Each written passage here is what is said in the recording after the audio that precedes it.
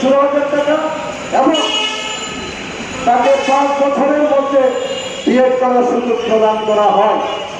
এই অবস্থার প্রেক্ষিতে এমপিওভুক্ত একজন শিক্ষকের বেতন থেকে অবসর কল্যাণের জন্য 10% বেতন কেটে নেওয়া হচ্ছে। কেটে নেওয়ার পরে আমার একজন এই তরুণ শিক্ষক মাত্র 12,750 টাকা বেতন পায়। প্রিয় সাংবাদিক বন্ধুরা আমার, আপনাদের মাধ্যমে বাংলাদেশের আপামর জনতা সহ সরকারকে জানাতে চাই, 12,750 টাকায় আমার একজন শিক্ষক কিভাবে তার এক মাসের ব্যক্তিগত খরচ মেনটেন করবে। তার পিতামাতার খরচ তো দূরের কথা, এইভাবে এদেশের শিক্ষা ব্যবস্থাকে ধ্বংস করার পায়তারা বিগত দিনে চলছে। বারবার আমাদেরকে রাজপথে আনতে বাধ্য করেছে। তরুণ শিক্ষার্থীরা, এদেশের শিক্ষার্থীদের বৈপ্লবিক আন্দোলনের ফলে সাবেক ফ্যাসিবাদী সরকারের বিদায়ের সময় এই মুহূর্ত থেকে এ বাংলাদেশে কোন স্তরে বৈষম্য থাকতে পারে না বলে আমরা বিশ্বাস করি। আমাদের হাতে ধরা শিক্ষার্থীরা জীবন দিয়ে হাত হারিয়ে বন্ধুত্ব বরণ করে আজকে দেশের ফ্যাসিবাদকে বিদায় করেছে। এদেশে বৈষম্য নিরসনের জন্য বর্তমান সরকার কাজ করছে। তার মধ্যে বর্তমান সরকারের মেয়াদ 55 দিন পার হয়ে গেল। 55 দিনের মধ্যে 6টি কমিশন গঠন,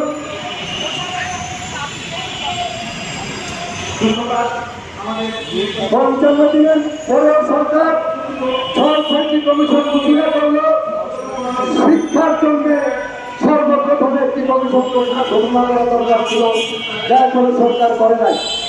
আমাদের যে বৈষম্যের বিষয়টা, আমাদের আজকের মূল দাবি সর্বজনীন ভর্তি। সরকারের সাথে আমাদের যেই আন্দোলন হয়েছিল, সেই আন্দোলনে আগস্ট মাস পর্যন্ত 2023 সালে এই প্রস্তাবে আমরা ছিলাম 44 দিন। পরবর্তীতে আমাদের বিডিও সহ সংগ্রাম কমিটির ব্যানারে এই রাজপথে আমরা ছিলাম 6 দিন। সাবেক সরকার সেই সমাধান করেছিল। সরকারি শিক্ষার সাথে বেসরকারি শিক্ষার শিক্ষকদের কি বৈষম্য, বৈষম্যটা ছিল আমাদের যদি নিরসন করা হয় তাহলে অনায়াসেই সরকারি শিক্ষকদের সাথে বেসরকারি শিক্ষকদের বৈষম্য কমে যায়।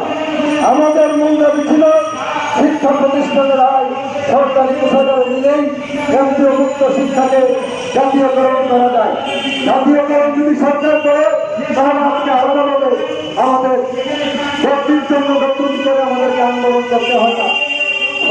বর্তমান সরকারের সাথে বর্তমান সরকারের শিক্ষা উপদেষ্টা মহোদয়ের সাথে গত 2 তারিখে চলতি মাসের 2 তারিখে 10 জনের একটি প্রতিনিধি দল আমার নেতৃত্বে আমরা শিক্ষা উপদেষ্টা মহোদয়ের সাথে সাক্ষাৎ করি। শিক্ষা উপদেষ্টা মহোদয় আমাদেরকে আশ্বস্ত করেছেন, বিশেষ করে যে মিউচুয়াল ট্রান্সফারের নীতি শিক্ষা মন্ত্রণালয় ইতিমধ্যে করেছে, তিনি যেমন আমরা যেমন মানি না, তিনিও বলেছেন সেটা মানেন না। অনতি বিলম্বে তিনি আমাদের সর্বজনীন ভর্তির ব্যবস্থা করে দেবেন বলে সেদিন আমাদেরকে কথা দিয়েছেন। আমরা স্মারকলিপির পাশাপাশি সংস্কার প্রস্তাবের জন্য 6 জনের একটি লিখিত প্রস্তাব দিয়েছি।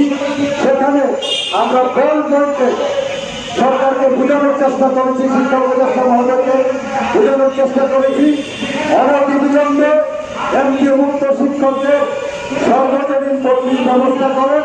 কারণ এখানে টাকার কোনো সংশ্লেষ নাই। যেহেতু টাকার কোনো সংশ্লেষ নাই, অনতি বিলম্বে আপনি আমাদের এই ভর্তির ব্যবস্থা করেন।